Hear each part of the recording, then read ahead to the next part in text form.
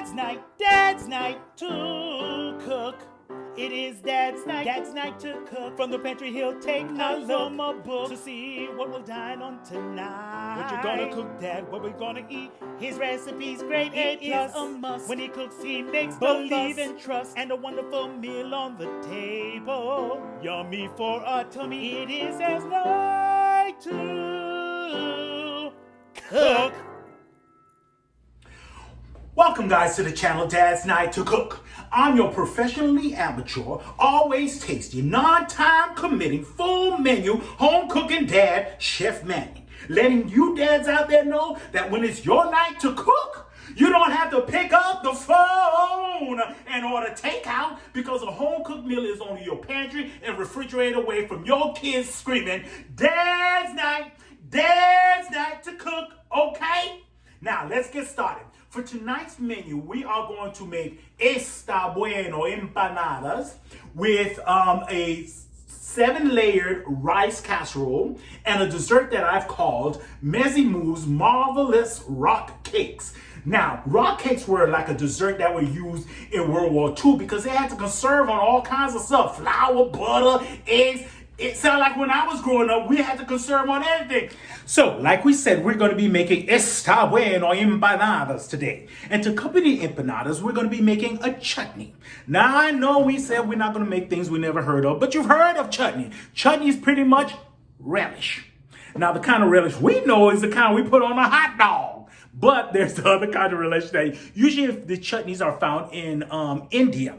Now we're going to be making the version that the English created while they occupied India. We're going to be making a fruit-based relish. So our chutney is going to be a sweet, savory combination. So let's go into our pantry to see what we need for our chutney relish. All right, so what we're going to need is, let's get some of these raisins. The kind that you used to send to with your kids for lunch. But now these days with COVID, they have these choices of staying home. And dads, moms, Lord, pray for the patience because these children are at the house all day long. I've always had respect for teachers, being a former teacher myself and a sub. But now we have to stay home with these children to help them with their schoolwork and everything. So let's get started on our savory sweet chutney relish. So we have all our ingredients here, and like you know, I always like my seasons together. So what we're going to need for as far as our seasoning is we just need some cinnamon, and we also will need a little bit of nutmeg. And you can find the recipe for the chutney below. So we're just gonna give that a quick little whisk. I love to whisk my seasonings. There we go. Now we're gonna just need to get a pot. So I got my granulated sugar. We'll need some brown sugar, brown sugar. And I'm gonna just put the whole can in, juice and all, okay? And we'll wash that out a little bit. Now this chutney also calls for all kinds of fruit. So what I'm going to use is, I'm going to use a can of peaches that I had left over. I'm also going to use an apple. And I'm going to use my gala apple. And it's an easy cut and serve on that. So what you're going to do is you're going to go into your drawer and you're going to find one of these plants here. There's an apple core. Okay? You core your apples with it. Now, so what you're going to do is you're going to pretty much put your apple core in, and it's going to give you like 8 little slices, okay? Once you get the slice, all you have to do is get a paring knife or a butter knife or a steak knife, whichever you have, and then you're going to cut these apples straight into your pot. You can smell this already, the pineapple, the crushed pineapples that we put in, and the apples are going at it. They are melding together. Now again, I had a can of peaches, and you can put whatever fruit base you want to this chutney. You can put cranberries, you can put pears, whatever it is you want. So I put my peaches in, and this is going to cook on a slow and low temperature. In the ingredients down below, I think it's just half a cup of raisins. So I'm gonna just put these 3 boxes, and if I feel like we need a little bit more, I'll just put that in. Like again, I've already put my seasonings together, my cinnamon and my nutmeg, and we're going to put about 2 pinches of salt just to bring out the sweetness into from the chutney. Now my 3 small boxes of raisins didn't seem to be quite enough, so I'm just going to add a little bit more of raisins to our pot. So I'm going to add just another handful of raisins to my pot. While I was doing with these raisins, I was reminded of a little costume trick I used to do with my kids. I used to get a raisins, put them in my teeth, and like, oh, I got my teeth knocked out. Lord, it's gone. Anyway, that's one of those costume tricks you can do. So we put our raisins in.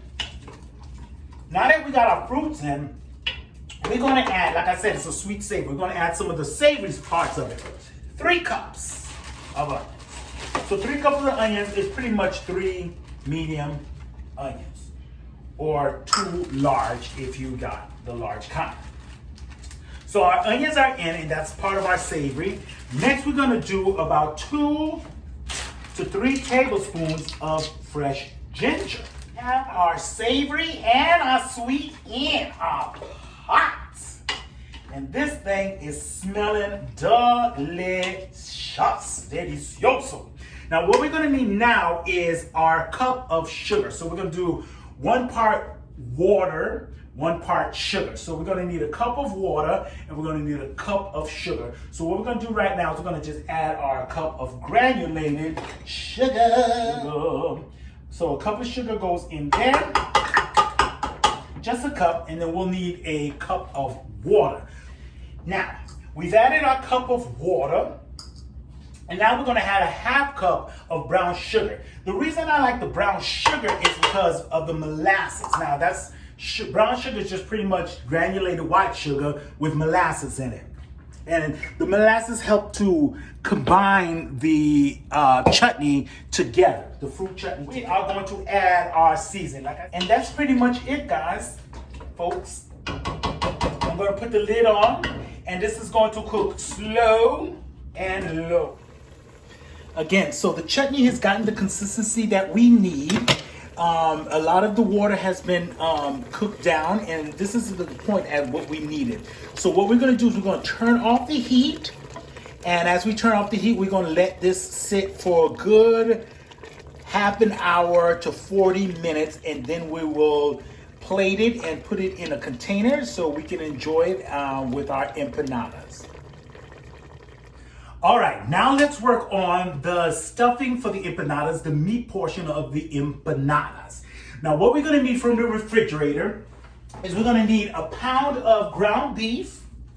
I'd say a pound of like pork sausage, ground sausage, or whatever you might like. I like spicy, but today I'm just gonna use a mild. That's what I had in my refrigerator.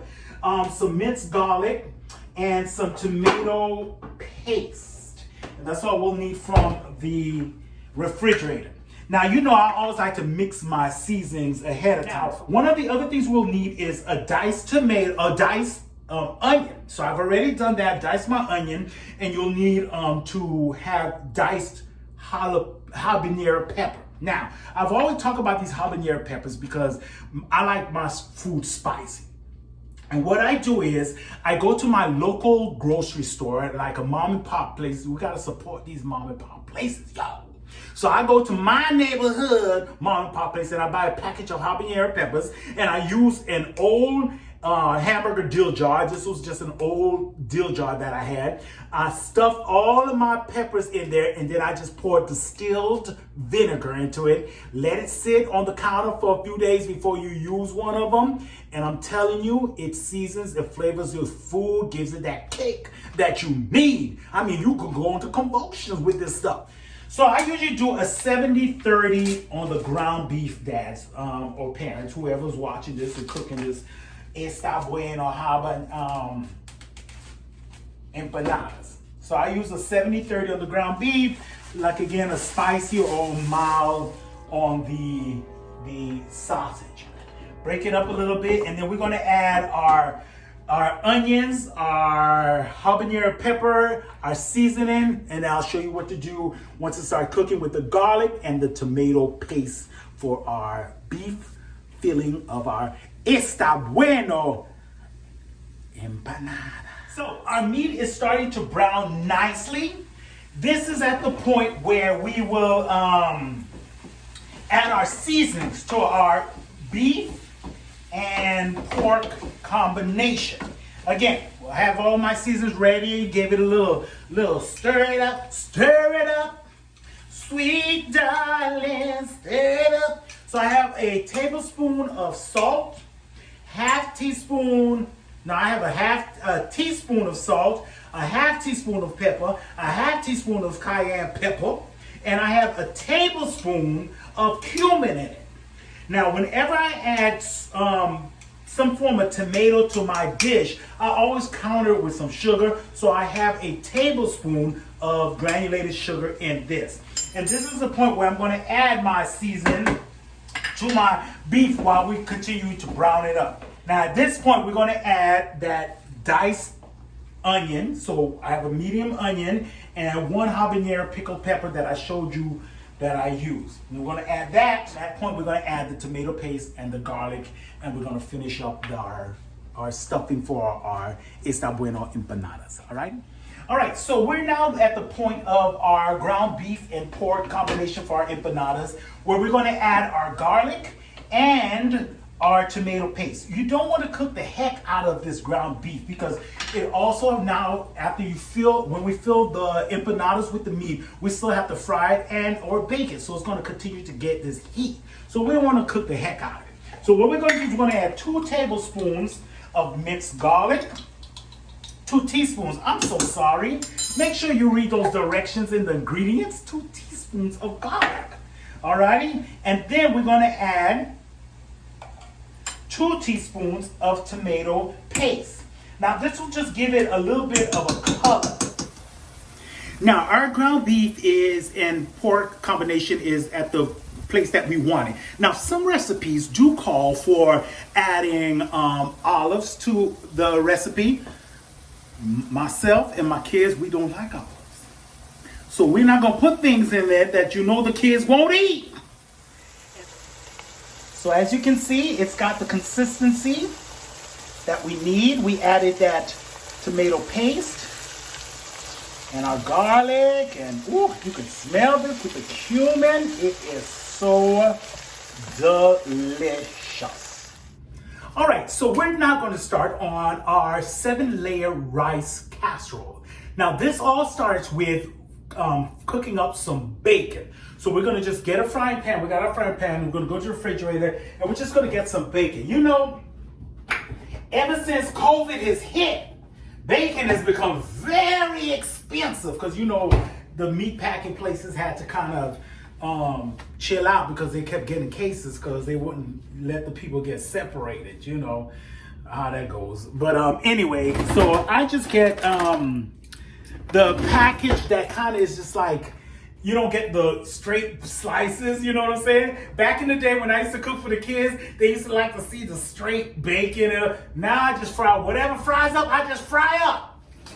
Now, our bacon has gotten to a point right now where it's starting to brown. So what you want to do is, with a wooden spatula, whatever you have, you want to continuously stir the bacon so it can cook within its own fat, but you don't want it to stay stationary, because you don't want your bacon to burn. What we want a really crispy bacon, because what we're going to do is we're going to break that bacon into our 7-layer rice casserole. So when you see the steam coming off of the bacon fat, it is the point of where you want to turn off your stove and put your bacon. What I've done was I lined a basket, and I'm going to put my bacon in there so it can collect some of the excess oil. And again, I put it into a lined paper basket, because you don't want your bacon to burn. Who wants burned bacon? But please keep that bacon fat to the side, because we are going to use it later on. We're going to add some vegetable oil to it, and we are going to fry up our empanadas in it. We're going to have some baked ones, and we're going to fry them. So I'm going to show you both versions. Okay, now that our bacon is all fried up, we've put it in a basket to let it just soak up all of the excess oil and dry up a little bit so it's easier to crumble. We're going to get some of the fresh ingredients that we need from our refrigerator. So what we'll need is some diced red peppers, green peppers, some onions that I've already sliced and diced. We'll need some garlic, some tomato paste, and later on we'll need some cheese and sour cream, but we'll keep it in the refrigerator for now because we won't need it until after the rice casserole has been baking for a little bit, okay? So let's get started on our 7-layered rice casserole. All right, let's get started on this rice casserole dish. The other thing that you're gonna need from the pantry is a package of taco seasoning. And I know y'all all got these taco package seasonings in your cup, in your pantry. So go ahead and go look for that, and then you'll need that. So we'll need about a tablespoon of that for our rice. So we have our bag of rice, and what we'll need is a cup of this rice. And what we're gonna do is we're just gonna wash the rice out so we can get some of the starch out of it, okay? So we'll put it into a bowl, and then we'll put some water in it, and we'll rinse that out. And what's gonna happen is some of the little bits are gonna float, and you just wanna give it a nice rinse because we wanna get some of the starch out of the rice so we don't get clumpy, lumpy rice, okay? So just gonna give it a quick little bath. Bathe that rice. And with the strainer, strain the water out. Okay? Shake that out, and we're gonna give it a second bath before we put it into our dish. Don't forget, you know I'm the king of scraping your stuff into the bowl. Now in your dish, just add the rice, and that's the bottom layer, okay? That's gonna be our first layer is that rice. And then get the rest of the cup of rice in there. So at this point, what we're gonna do is we're gonna get our taco seasons and put a teaspoon of taco season into this 1 cup of rice. Now give that rice a quick little stir up, okay? Want all those seasoning in there. All right. So that's layer number 1. In my seasoning bowl, I have 1/8 of sugar, a teaspoon paprika, half a teaspoon of pepper. I have some garlic powder, and that's all the seasoning I need. The reason I have the little sugar in there is because anytime I add tomatoes, I add some sugar to cut the acidity from the tomato. So I did add the red pepper into my rice casserole dish. And again, that's just the second layer, and no rhyme or reason, no particular order that I like to have it in. So that's my third layer. So I have my rice, my red pepper, my corn. Now with the corn, I'm going to pinch in some of the seasoning that I put together. So go ahead and pinch in some of the seasoning. I look about like 3, okay? And that's layer number 3. Layer number 4 is going to be my green peppers. And again, pinch in some of your seasons. Layer number 5 is going to be my black beans. Now, this is just a can of generic black beans, like I'm not sponsored by anybody, all right? But you can use black beans, you can use kidney beans, you can use red beans. You just, you know what don't go well with this is navy beans. I don't know why, but navy beans just mush up too much. But black beans keep their hardiness, so do kidney beans. So if you're a kidney bean kind of person, go for that. My family particularly likes black beans. So oil, juice, and all, I'm going to put my black beans in there.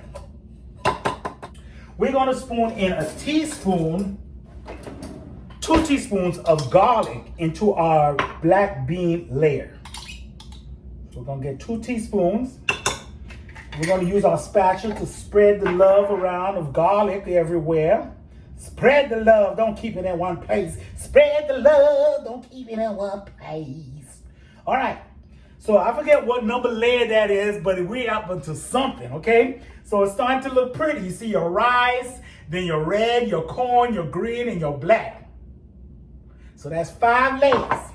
Layer number 6 is pretty much going to be your tomato sauce, okay? You have diced tomatoes and then tomato sauce. Now, our next layer, that's layer number 6. I said it was 7. I don't know how many layers I'm on. We're gonna add our onions. Ooh, wah, we're gonna add our onions. Ooh, wah, add your onions. Again, we're gonna sprinkle in some of our season. Okay? Last but not least, we're gonna add our diced tomatoes. We don't need any of the liquid from our diced tomatoes, so we're gonna strain some of the liquid out so we can just collect our diced tomatoes. And again, we're not gonna use the whole can. We're gonna probably just use half of this can for our dish. I'm gonna add some of my season. Sprinkle the love, spread the love, sprinkle the love, spread the love into the double. I put my oven on 350, and at this point, we're gonna put it into the oven and we're gonna cook it at 350 for about 30 minutes. So while our rice casserole is in the oven working itself up to a frenzy of deliciousness, we are going to start on our Messy Moo's Marvelous Rock Bricks. All right, so let's get started with that. So I've got my bowl out. So what we'll need from our pantry is we'll need some graham crackers. Dads will need some frosted corn flakes, whatever brand you have. I just have this leftover bag of frosted cereal, corn cereal. A bag of all those coconut flakes that you have. There's like 4 bags in here, all of them open, and not all of them been used. So we're gonna get the corn flakes bag right there. We're gonna need a can of condensed milk. From pantry number 2, we'll need some chocolate chips. I have the mini chocolate chips from the last time because my kids like the mini chocolate chips. We're gonna need some toffee bits, just any toffee bits that you might have. And we are going to need some butter. Some butter love. Alrighty, let's get this all going. Now, we had our butter into the microwave, and I said a minute and a half, but really only takes 40 seconds. So we'll set that aside because we're going to be using that in just a little bit. Now, with the other greens we'll need a pack of graham crackers. You know what? I'm going to say 2 cups. So go ahead and put 2 cups. Remember, we're always changing our little recipe ideas. So that's 2 cups of the frosted cornflake cereal, okay? A half cup of toffee bits, okay? The toffee bits is gonna seal this thing together, but we're gonna use some butter with it too. So we got our toffee bits in there, and then what we're gonna do is we're gonna get our trusty rolling pin. If you don't have a rolling pin, you can just use a can. If you don't have a can big enough, I like to get some frustration out sometimes. So I'm gonna use the flat end of my meat tenderizer, and I'm gonna pound this cornflakes and graham crackers and toffee bits to bits. Okay, so we're gonna pound this stuff. Now I'm gonna put a little towel down on my granite countertops. I don't wanna mess it up, you know what I'm saying? So we're gonna put that down, get all the air out of your bag, and start mashing them things. Mash them things up. Mash them. Think about Corona and how Miss Rona jumped on the backs of some of your friends and family members. Mash Corona on out. Say, we don't want no Corona, we don't want no Corona. Go, get out of here. Go, get on out here. And so you mash that all up. Graham crackers, cereal, toffee bits mixture into this bowl. Now, here's the point. We're gonna get our butter, and we're gonna pour that melted butter in. Remember, we had a 3/4 cup of melted butter in there. And with your spatula, we're just gonna mix that on up. Rock cakes were used in World War II because of rationing. They didn't use flour. They didn't use eggs. They didn't have, those kind of things. They did use lard, and we could have used lard, but, we got butter, okay? We don't have to use lard. We're just gonna line our pan. Let me turn this around so you can see it going in. line the pan with the mixture, like so. And then you're just gonna spread it out, okay? So it's just gonna be the bottom layer of our dessert. And so you have this. And so we're gonna put this into our oven. And again, we're gonna cook it to a good 15 to 20 minutes until it gets all ooey gooey and delicious. And then we're gonna let that cool, and then we'll put our other ingredients in. So our Messy Moves marvelous rock bricks has been baking. So this is the crust portion of it. It's a nice golden color. As you can see, it's still a little flaky and whatnot, but once you add all the other ingredients, it'll be nice, rich, and ooey gooey-ness. So we're gonna add the other ingredients portion to this. So what we're gonna do, we're gonna have a layer of those coconut flakes. And what I do is, here's a little trick. I buy like these $89 packs of clothespins. And you can use them as chip bag closers. Again, like for my coconut flake closers. You can hang like pieces of paper on a stand or something so it doesn't blow away. There's so many uses you can do for with clothespins, not just to hang clothes on a lamp. So we've done that. We're gonna spread our coconut out evenly into our pan, like so. Then we're gonna add our mini chips. Now we might not go through the whole bag, so we just want to cover the pan. We want to cover the coconuts. I'm just gonna use the whole thing. Extra chocolatey. But you just want to just cover the coconut layer. And then we're gonna get our can of condensed milk. Just get a generic brand of condensed milk and scrape that good ooey goodness milk into that pan. And this will bake for good 30 to 40 minutes until it's golden brown everywhere, and including the sides. It's gonna have a little golden peaks on the edges, and that's when you know it's done. So 30 to 40 minutes. So while I was in the oven putting our brick dessert back in, I went and got our 7-layer rice casserole. Now at this point, it's been cooking for a good 40 minutes.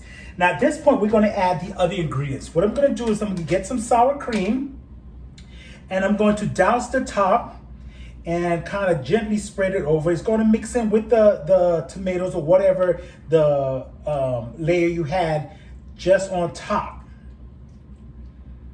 So we're just going to put a small, and this is, how many ounces is this? This is an 8 ounce of sour cream. Just going to put the whole thing in and spread that love a little bit around there. Okay, like so. And then, oops, got some on there. Then we're gonna get that bacon that we had cooked earlier. And I must confess, I did snap on it a little bit. And we're just gonna crumble in some bacon on top of that sour cream portion. Cheese, I grated an 8 ounce block of cheddar cheese. Now you can buy your cheese already shredded, but I tend to buy my block of cheese because it's 40 cents cheaper than buying the bag already shredded, already grated. I have no problems grating it. I love grating it. Just get a good grater and grate that thing. But if you want to save the time, then buy the bag already grated. But again, it's 40 cents more to buy it already grated. And add your cheese to the top of that sour cream. What I do now is I can get my bread scraper. And you know I like to use my ingredients. I don't like it to go to waste. Like Julia Child said, she'd be upset if she saw any kind of ingredients still left up in the thing that you're using. So you put the cheese on, and then you're gonna take the rest of the bacon and you're gonna shred the rest of that on top of the cheese. Ooh, telling you guys, this is ooey gooey deliciousness with all that bacon and cheese and sour cream and all those other ingredients. And now we're just gonna put it back into the oven. Now we are ready to stuff our empanadas. Remember, we are no time committing, everyday full menu cooking, home cooking dad. So I just bought me some empanada dough, and you can just get whatever particular brand that you want. It's usually sold in the frozen section of your grocery store. So we got our meat that we cooked earlier today. And what I did was I got an egg, and we're going to be frying half of our empanadas, and the other half we are going to bake. Okay, so I got an egg, cracked the egg into my ramekin here, and we're going to lightly brush that on top of that. So we have a pan lined with some parchment paper, and we'll put those there. And then we have another plate for the ones we're going to fry. So what you do is you just basically take your discs into your hand, and I'm going to probably put about 2 tablespoons of this meat into my empanada. Oops, some fell, no problem. And then you fold it in half, like so. And then you take it and you twist it into itself. So you're making a little circular pie sealing of this. You can make it as pretty as you want. You can take a fork, the edge of a fork, and then fork them together. I just like to do the rounded circles like so. And then you just put in some of the parchment paper. I have these 3 ready to go. Place them on the parchment paper, and with your egg wash, just gonna lightly wash the empanadas. And then this will cause it to get a golden brown color on them. Okay, so we finished stuffing our empanadas. Like I said, they come in a pack of 10. Now, the amount of meat that we had for the ingredients will fill 20 empanadas.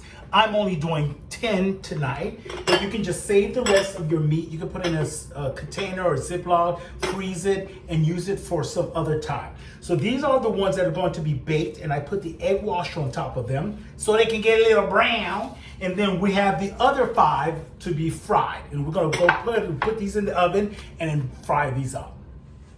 Okay, now we're gonna go ahead and fry the other 5 empanadas. Like I said, I'm using the bacon, fat, grease, lard, whatever you want to call it, and I put about 2 tablespoons of vegetable oil. Like again, the bacon grease does not burn very quickly, so I put it on a medium heat, and I'm just going to lay my empanadas in there. And once they're golden on one side, I'm going to flip them. And then when they come out, they'll be like blistered. So you'll see a little bit of blistering on them, but that's fine. That's just the dough reacting to the hot oil, the hot oil. And it doesn't take long, so about, I'd say, close to a minute to a minute and a half on each side. So again, I don't let my empanadas go for too long. I just let them go for a golden brown, like so. And be careful of this hot oil, because this hot oil is hot. It'll pop you and snap you like you've been bit by a rattlesnake. So be careful, okay? Got one more to go. Then it's gonna be time to plate and eat. Woo-wee! The table is set. We've said a quick grace. It is time to try these Ester Bueno empanadas, all right? That the Moors made famous, okay? Now, don't forget we made that chutney, that fruit chutney, the English inspired chutney.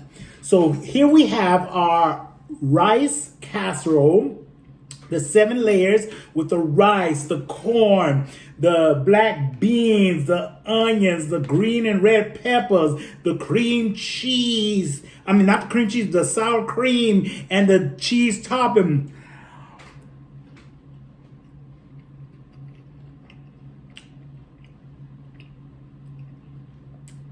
So flavorful. Oh my God. Now this rice casserole was inspired by a recipe by a family member of mine from Cuba, honey. but I've redone it to put a little bit spin on Dad's Night to Cook. And woo! Child, you talk about talking in tongues? You speak French, Spanish, everything. And that cheese topping is just, ooh, it is wonderful. Black beans and the corn and adding that seasoning. Remember we put the taco seasoning in that? Ooh, it's so delicious. Anyway, so your empanadas, what I usually like to do is break it in half. Look at that.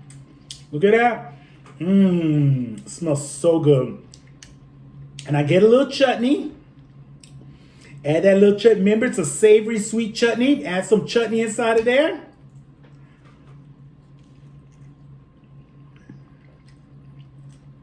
Lord have mercy.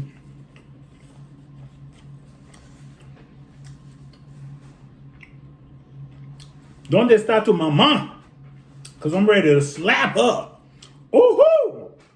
Now, this is the rock cake. Like I said, the bottom is hard. You can throw it like a rock. But we call it, because it's square, we're going to say it's a messy, moose, marvelous rock brick.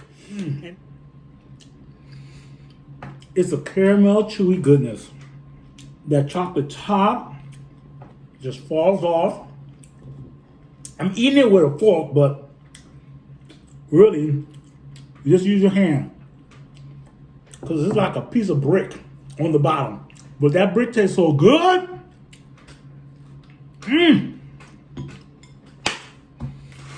Hallelujah, hallelujah, hallelujah, hallelujah. Oh, it's so good. Thank you for joining me. Oh, it's so good. I need to take a moment. But thanks for joining us for Dadznight2cook for our Ester Bueno Empanadas. Remember, if you're new to the site, please share, comment, subscribe, and ring that bell so you know when new videos have been posted. Thanks for joining us for Dadznight2cook. Dad's night to cook.